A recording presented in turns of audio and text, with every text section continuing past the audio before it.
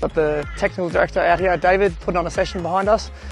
So the players, not only get exposure to him, but we're trying to create a pathway through the academy. So we've got a couple of players ready in the academy, but I think the SPL, every year it's just growing. We've got students from outside at private schools knocking on the door now, trying to be part of our system because they know what the SPL can give them, and that's competitive matches during class time, but also with qualified coaches.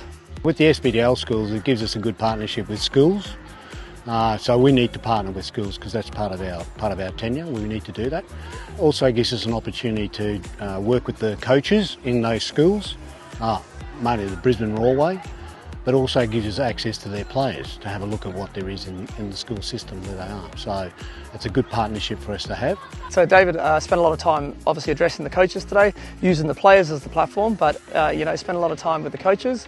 So they're not just doing their coaching accreditation and then 2 or 3 years later they haven't really had any PD on coaching. So I think it's been brilliant having them out. Graham Fife, Warren Moon, you got exposure to all the raw coaches, the top end coaches that we can all learn from. Because what we want to do, we've invited the coaches to come into the academy to come and watch an academy train, how we set up, what we do. They can take it back, part of their learning curve. I'm visiting another school next week to help that teacher along the way. I think it's a good partnership for us to have. Through Football Queensland, I assess the C licences, so we've given opportunity to some coaches in the SPL that are still awaiting for assessment. They'll put on a session later today, which will be able to be live assessed. Because SPL have quite a strict criteria, so it means it's got high standards.